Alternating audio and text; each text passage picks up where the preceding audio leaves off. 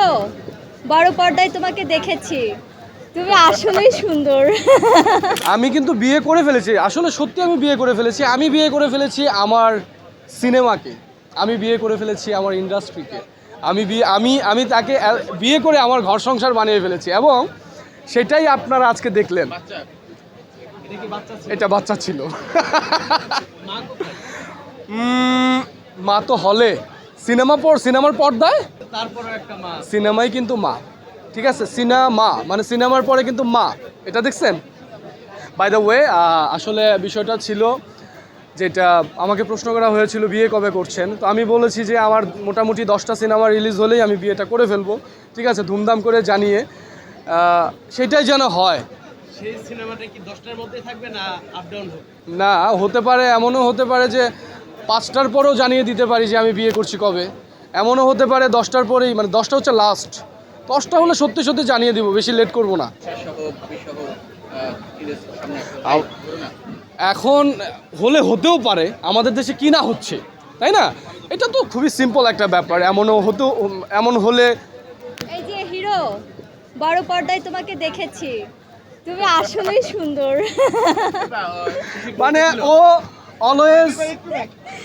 Always আমাকে support দিয়ে আসতে, সত্যি আমি থ্যাংক ইউ ওর কাছে অনেক বেশি কৃতজ্ঞ। কারণ ও প্রত্যেকটা জায়গায়, প্রত্যেকটা বিষয়, প্রত্যেকটা সিচুয়েশনে সে আমাকে সাপোর্ট করে। এবং আজকে তার শুটিং ছিল, আজকে কিন্তু শুটিং ছিল আজকে, সে ক্যান্সেল করে দিছে যে আমি ফার্স্ট শোটা আমি দেখব, তোমাকে নিয়ে দেখব। এবং এটা আসলে সত্যি অ্যাপ্রিসিয়েট করার মতো, কারণ এরকমটা না ইন্ডাস্ট্রিতে কেউ কাউকে করে না, সে যতই আপন হোক না কেন। But thank you so much. আসলে কি, আমি ওকে যখন বড় পর্দায় দেখেছি, আমি 2 বছর আগে বলেছিলাম যে শিশির তুমি না সিনেমার হিরো হিসেবে পারফেক্ট। তখন ও হা করে তাকিয়ে থাকে, বলে আমার হিরো হওয়ার স্বপ্ন ছিল। আমি বলছি যে তুমি নাটক করো, বাট তুমি সিনেমাতে ফোকাস করো। হ্যাঁ, তো আজকে সেই দিনটা পূরণ হলো, আমি বড় পর্দায় ওকে দেখলাম। তো দেখার পর আমার মনে হয়েছে যে আসলেই ও সুদর্শন, ভালো হয়েছে সব কিছু। তবে এলিনা শামি আপু দুর্দান্ত অ্যাক্টিং করেছে, পুরা মানে সিনেমাটা মাতিয়ে রেখেছিলেন।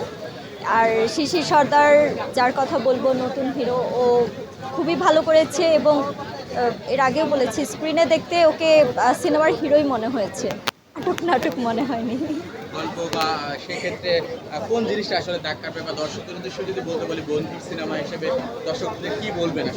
দর্শকদের শুধু একটা কথাই বলবো, আমরা মধ্যবিত্ত, বাংলাদেশে 50% মানুষই আমরা মধ্যবিত্ত। তো আমাদের প্রতিটা মধ্যবিত্ত সেক্টরে আমরা অনেক বাধার সম্মুখীন হই, অনেক পরিস্থিতির শিকার হই।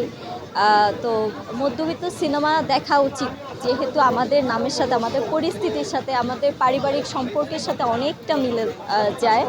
যার কারণে মধ্যবিত্ত সিনেমাদের দেখা উচিত। জানি দেশের পরিস্থিতি ভালো না, আর এই ইন্ডাস্ট্রিতে মানে সিনেমা এখন এই সময়টা সিনেমা চালানোটা অনেক কঠিন হয়ে যাচ্ছে, এবং ওয়েদারও খুব ঠান্ডা। যদি আপনারা একটু কষ্ট করে এই সময়টা একটু এসে সিনেমাগুলো দেখেন, তাহলে আমাদের সবার জন্য ভালো হয়। দর্শকের জায়গা থেকে কি বলবেন, সব মিলিয়ে সিনেমাটা কেমন ছিল? দর্শকের জায়গা থেকে সব মিলিয়ে সিনেমাটা ভালো হয়েছে। বিশেষ করে আমি হিরো হিরোইনের কথা বলবো, ওরা খুবই ভালো অভিনয় করেছে। এবং আমাদের ডিরেক্টর চেষ্টা করেছে, উনি নিজেও মধ্যবিত্ত, সিনেমা বানিয়েছে মধ্যবিত্তের মতো।